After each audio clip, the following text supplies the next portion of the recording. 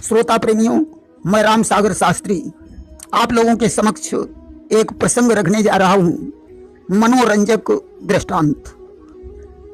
देखिए, मेहमान दो प्रकार के होते हैं। एक तो फरमाइश करने वाले मेहमान, एक जैसा कुछ मिल जाए चुपचाप खा लेने वाले मेहमान। मेहमान को भगवान के समान माना गया है, परंतु अब लोग करें भी तो क्या करें। कुछ लोगों ने तो मेहमानी का पेशा बना रखा है। एक बार की बात है, एक किसान के यहाँ एक मेहमान आ गया जो फरमाइश करने वाला मेहमान था। किसान और उसकी पत्नी ने मेहमान की 1-2 दिन रास्ता देखी, परंतु मेहमान नहीं गया। पतिदेव ने पत्नी से कहा, ऐसा करो, हम तुम आपस में झगड़ा कर लो, मेहमान खुद चला जाएगा। मेहमान ने पति पत्नी की बातें सुन ली। इधर पति पत्नी ने मारपीट शुरू कर दिया। झगड़ा देखकर मेहमान ने अपना झोला उठाया और चल दिया। पति पत्नी ने समझा मुसीबत कट गई, मेहमान चला गया। तभी मेहमान साहब वापस लौटकर आ गए। बोले, भैया तुम लोग झूठ मूठ झगड़ा कर रहे थे, इसलिए हम भी झूठ मूठ चले गए थे। चिंता मत करो, अभी 10-5 दिन हम तुम्हारे घर में और रहेंगे। दूसरे दिन पति पत्नी ने आपस में फिर सलाह की। पति बोला, ऐसा करो, झूठ मूठ घर का सामान भर लो और मेहमान से कहो कि अब हम लोग दूसरी जगह जाकर रहेंगे। सामान भरा जाने लगा, तभी मेहमान आ गया। उसने पूछा, आप लोग कहाँ जा रहे हैं? किसान की पत्नी बोली, हम 1 महीने अपनी बहन के यहाँ जाकर रहेंगे। मेहमान बोला, अच्छा आप लोग जा रहे हैं तो हम अब यहाँ रुक कर क्या करेंगे, हम भी जा रहे हैं। मेहमान ने झोला उठाया और चल दिया। मौका पाकर वह किसान की कोठरी में छुप गया। किसान ने पत्नी से कहा, देखो बहाना काम कर गया, मेहमान चला गया। तभी मेहमान कोठरी से बाहर निकला। बोला, भैया आपने बहाना बनाया और हम भी बहाना बना रहे थे, चिंता मत करो, अभी 10-5 दिन और रहकर तब हम जाएंगे। देखिए, ऐसे ऐसे मेहमान आ जाते हैं जिनसे पीछा छुड़ाना मुश्किल हो जाता है। अतिथि और मेहमान में अंतर होता है। मेहमान बताकर आता है, परंतु अतिथि के आने का कोई समय नहीं होता है। मेहमान से अतिथि बड़ा होता है कि अतिथि आवत जात यदि पाए बिन सम्मान, पूर्ण घटे 100 वर्ष को कहा स्कंध पुराण। अतिथि यदि बिना सम्मान के चला जाता है तो 100 वर्षों का पुण्य क्षीण हो जाता है, ऐसा स्कंद पुराण में लिखा है। एक गांव में एक सेठ जी रहते थे।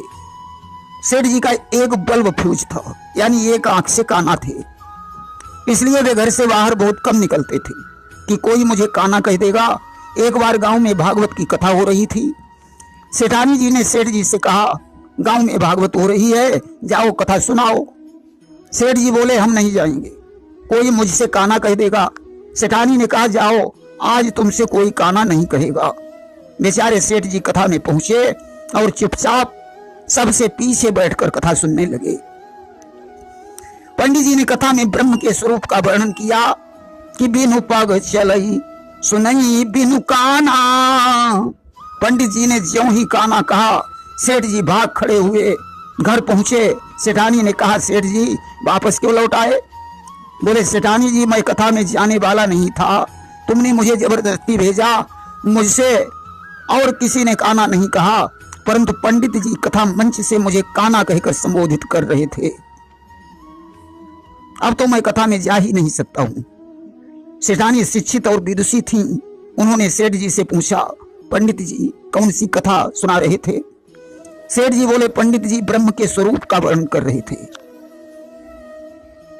सेठानी ने पंडित जी की चौपाई का अर्थ समझाया कि ब्रह्म बिना पैर के चलता है, बिना कानों के सुनता है। यहां काना का अर्थ कान है। पंडित जी तुम्हें काना नहीं कह रहे थे। दूसरे दिन सेठानी ने सेठ जी को फिर कथा में भेजा। पंडित जी कथा सुना रहे थे कि रावण के अत्याचार से जब पृथ्वी व्याकुल हो गई तो धेनु का रूप धारण करके ब्रह्मा के यहां रोने लगी। उस समय देवताओं ने भगवान नारायण से प्रार्थना की कि हे प्रभु, हम सुरवृंदों की रक्षा करो। उस समय आकाशवाणी हुई कि हे सुरवृंदों, मैं अति शीघ्र ही पृथ्वी पर अवतार लूंगा। तो गगन ब्रह्म वाणी सुनी काना। पंडित जी ने ज्यों ही ये चौपाई कही, ज्यों ही काना शब्द सेठ जी के कान में पड़ा, उठकर भाग खड़े हुए, सेठानी के पास पहुंचे, बोले पंडित जी मेरे पीछे पड़े हैं। आज मुझसे फिर उन्होंने काना कह दिया। सेठानी ने कहा सेठ जी आज कौन सा प्रसंग चल रहा था? सेठ जी ने प्रसंग बताया। सेठानी बोली सेठ जी आकाश मार्ग से ब्रह्म की वाणी को देवताओं ने अपने कानों से सुना। काना का अर्थ कान होता है। पंडित जी ने तुम्हें काना नहीं कहा। तीसरे दिन सेठानी ने सेठ जी को फिर कथा में भेजा। सेठ जी ने कहा अगर पंडित जी ने फिर काना कहा तो मैं चौथी बार कथा सुनने नहीं जाऊंगा। आज सेठ जी फिर कथा सुनने पहुंचे। पंडित जी राम जन्म का प्रसंग सुना रहे थे कि महाराज दशरथ के यहाँ 4 पुत्रों का जन्म हुआ। यह समाचार दासी के द्वारा महाराज दशरथ को विदित हुआ। तो दशरथ पुत्र जन्म सुनी काना। जब ही पंडित जी ने काना कहा सेठ जी भाग खड़े हुए, बोले पंडित जी रोज मुझसे काना कहते हैं। सेठानी जी चौपाई का फिर अर्थ समझाने लगी कि महाराज दशरथ ने पुत्र जन्म का समाचार अपने कानों से सुना। काना का अर्थ कान होता है। पंडित जी तुम्हें काना नहीं कहते हैं। सेठ जी बिना पढ़े लिखे थे, उन्हें वेद शास्त्रों का ज्ञान भी नहीं था। बोले मुझे उल्लू मत बनाओ, पंडित जी जानबूझकर हमसे काना कहते हैं। अब मैं बिल्कुल कथा सुनने नहीं जाऊंगा। सेठानी ने बार बार समझाया, परंतु सेठ जी उस दिन से कथा सुनने नहीं गए। एक बार देवर्षि नारद मृतलोक में आए, जहां उन्होंने देखा कि एक पंडित जी और उनकी धर्म पत्नी में कभी झगड़ा नहीं होता था। दोनों बड़े प्रेम से रहते हैं। नारद जी ने विचार किया कि इन दोनों के बीच में अगर झगड़ा न करवा दिया तो मेरा भी नाम नारद नहीं। एक रोज की बात है, पंडित जी घर में नहीं थे। नारद जी पंडित जी के घर पहुंचे। पंडितानी ने नारद जी को अपना हाथ दिखाया। नारद जी ने हाथ देखकर पंडितानी से कहा देवी तुम्हारे पतिदेव पूर्व जन्म के नुनेरे हैं। प्रत्यक्षम किम प्रमाणम, प्रत्यक्ष के लिए प्रमाण की क्या जरूरत है? तुम रात्रि को उनका तलवा चाट कर देखना, उनकी देह नुनखरी लगेगी। ऐसा कहकर नारद जी वहां से चले गए। अब रास्ते में पंडित जी मिल गए। नारद जी ने पंडित जी का हाथ देखा और बोले तुम्हारी पत्नी पूर्व जन्म में कुतिया थी, आज भी उसके अंदर कुतिया वाला गुण मौजूद है। वह तुम्हें रोज चाटती है परंतु तुम जान ही नहीं पाते हो। पंडित जी ने कहा तो आज मैं जाग कर जरूर देखूंगा। अब पंडित जी विचार करते हैं कि बरु पावक प्रगटई शशि माही, नारद बचन अन्यथा नाही। भले ही चंद्रमा में आग प्रकट हो जाए परंतु नारद के वचन कभी झूठे नहीं हो सकते हैं। उधर पंडितानी सोचती हैं पंडित जी जब सो जाएंगे तो मैं चाट कर देखूंगी, और पंडित जी सोचते हैं आज हम सोएंगे ही नहीं। आज तो सोने का बहाना बनाकर पंडित जी लेट गए। पंडितानी ने सोचा पंडित जी सो गए, चलो अब चाट कर देखती हूं। जब ही उन्होंने पंडित जी के तलवे में जीभ लगाई, पंडित जी ने खींच कर तमाचा मारा और बोले मुझे आज पता चला तुम उस जन्म की पक्की कुतिया है। पंडितानी बोली मुझे भी आज पता चल गया तुम उस जन्म का पक्का नुनिया है। इस प्रकार दोनों में रोज झगड़ा होने लगा। एक बार राजा इंद्र के यहाँ एक कोयल पहुंची। उसने इंद्र को अपना मधुर गीत सुनाया। इंद्र ने उसके गले में एक हार डाल दिया। कोयल इंद्र की सभा से वापस आ रही थी। रास्ते में उसे एक कौवा मिल गया। उसने कोयल से पूछा आप कहां से आ रही हैं और आपके गले में ये हार कहां से आया है? कोयल ने कौवे से कहा मैंने इंद्र की सभा में एक गीत गाया था जिस पर प्रसन्न होकर इंद्र ने मुझे यह हार भेंट किया है। कौवा ने विचार किया मैं भी इंद्र की सभा में जाकर गाऊंगा और अपना गीत सुनाकर उनसे उपहार लेकर वापस लौटूंगा। आज कौवा देवराज इंद्र के दरबार में पहुंचा और बोला महाराज मुझे भी गाने का अवसर दीजिए। इंद्र ने कहा ठीक है तुम भी अपना गीत प्रस्तुत कर सकते हो। कौवा कांव कांव करने लगा। इंद्र ने कहा, वाह क्या सुंदर गीत है। हमारे इस इंद्रलोक में कोई ऐसा गंधर्व नहीं है जो तुम्हारी समता कर सके। ब्रह्मादिक अप्सराएं भी तुम्हारी समता नहीं कर सकती हैं। प्रशंसा सुनकर कौवा बोला, महाराज अभी तो मैं अकेला हूं, जब मेरी पूरी जमात हो तब आप मेरा गाना सुनिए। इंद्र ने कहा, अच्छा जमात में कौन कौन से लोग हैं? कौवा बोला, सुनो। अहं च जम्बूकाश्चैव लंबग्रीवाखरस्तथा दार्दुरासूकरश्चैव खडैते गान तत्परा। मैं और सियार, ऊंट और गधा, मेढक और सूकर, हम 6 लोग गान विद्या में बड़े निपुण हैं। इंद्र बोले, एकेन पठिता स्वर्गा खड्वीर यत्र निरंतरम धन्या वज्र पृथ्वी तुम एन याति रसातलम। तुम्हारे एक गीत से स्वर्ग फट गया। धन्य है पृथ्वी, तुम वज्र के तुल्य है, जो इन 6 का गीत सुनकर भी रसातल को नहीं चली गई। एक सेठ जी हमेशा नौकरों से कहा करते थे कि एक आवाज और 3 काम। अब तो कोई नौकर उनके पास टिक ही नहीं पाता था। एक बार उन्हें एक उद्दंड आदमी फंस गया। उसने सेठ जी के यहाँ नौकरी कर ली। एक दिन सेठ जी की तबीयत खराब हो गई। उन्होंने डॉक्टर लाने को कहा। नौकर ने क्या किया, वह डॉक्टर, पंडित और जुलाहा तीनों को ले आया। सेठ जी बोले, मैंने तो डॉक्टर लाने को कहा था, तू पंडित और जुलाहे को क्यों लाया? नौकर बोला, सेठ जी ये मंत्र तो आपका ही है, एक आवाज और 3 काम।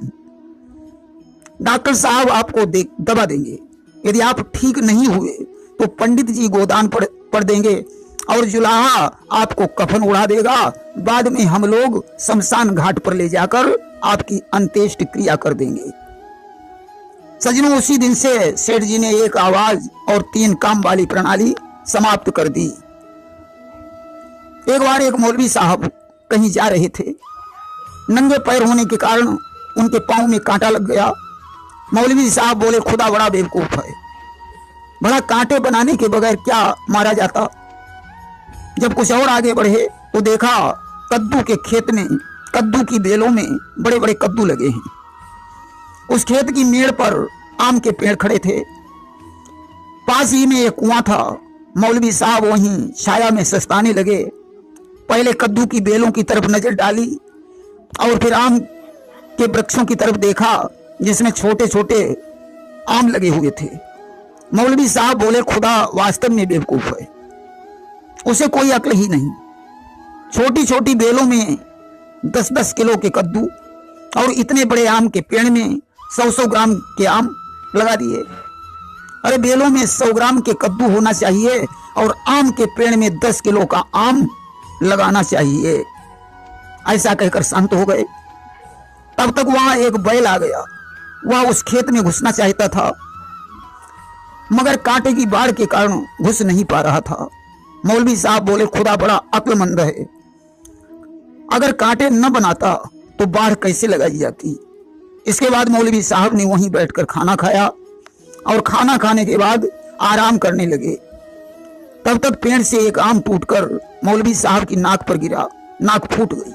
मौलवी साहब बोले, खुदा बड़ा अक्लमंद है, अगर 10 किलो का आम टूटकर नाक पर गिरता तब तो मैं मर ही जाता।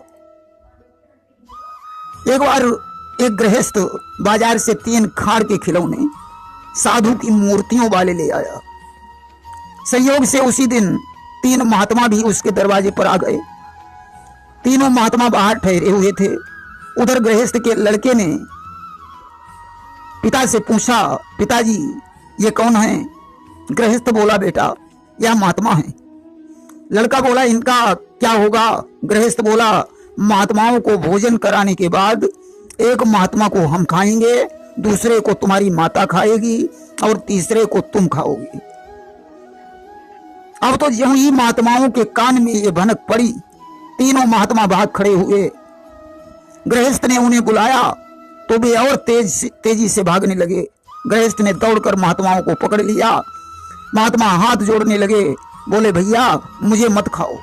गृहस्थ बोला, अरे आप कैसी बातें कर रहे हैं, हम तो खाड़ के खिलौनों की बात कर रहे थे। जिनमें महात्माओं की मूर्तियां बनी हुई थी। इस प्रकार उन संतों का भ्रम दूर हुआ। एक लड़का भूत के नाम से डरता था। घर वालों ने उसे एक महात्मा के पास भेजना प्रारंभ किया। लड़का जब महात्मा के पास जाता तो रास्ते में उसे भूत का डर लगता था। एक बार अंधेरी रात थी, लड़का महात्मा के पास गया। रास्ते में उसे काफी डर लगा, उसकी सांस चलने लगी। महात्मा ने पूछा, बेटा क्यों हाँफ रहे हो? उसने कहा, महात्मन आज तो भूत मेरे सामने आकर खड़ा हो गया। महात्मा ने कहा, अच्छा आज मैं तुम्हें एक भभूत की पुड़िया देता हूं। यदि रास्ते में भूत मिल जाए तो यह भभूत उसके मुंह पर मल देना। अगले दिन लड़के ने ऐसा ही किया और बड़ी प्रसन्न मुद्रा में महात्मा जी के पास पहुंचा। बोला, महात्मन आज मैंने भूत के मुंह पर भभूत मल दी। महात्मा ने कहा, अच्छा किया, आज से तुम्हें भूत अब कभी नहीं मिलेगा। जाओ शीशा उठा लाओ और अपना मुंह देखो। उसने शीशा उठाकर अपना मुंह देखा तो सारी भभूत उसके मुंह पर ही लगी हुई थी।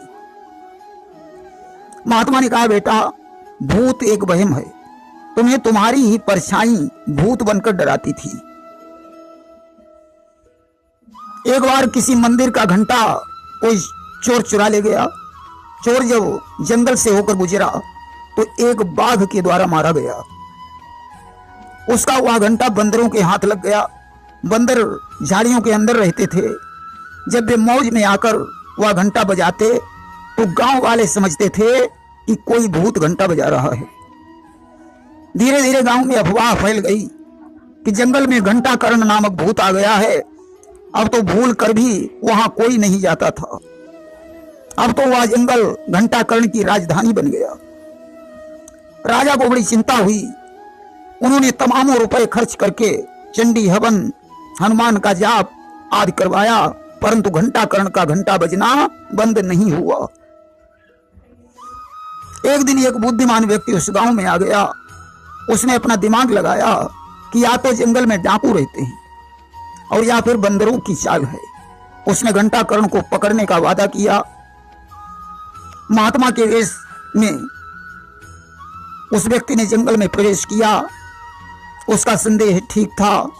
उसने जंगल में जाकर बंदरों के पास घंटा देखा, वापस लौट आया और राजा से बोला, राजन एक गाड़ी भुजे चने भेजो। राजा ने एक गाड़ी भुजे चने भेजे। उसने जाकर जंगल में चने बिखेर दिए। बंदर घंटा भूलकर चने चबने लगे। वह व्यक्ति मौका पाकर घंटा उठा लाया और राजा को दिखाया। बोला, राजन वहां कोई भूत नहीं था, बल्कि यह घंटा बंदर बजा रहे थे। आप सभी लोग घंटा कर्ण नामक भूत की फिक्र में डूबे हुए थे। प्रेम से बोलिए वृंदावन बिहारी लाल की जय।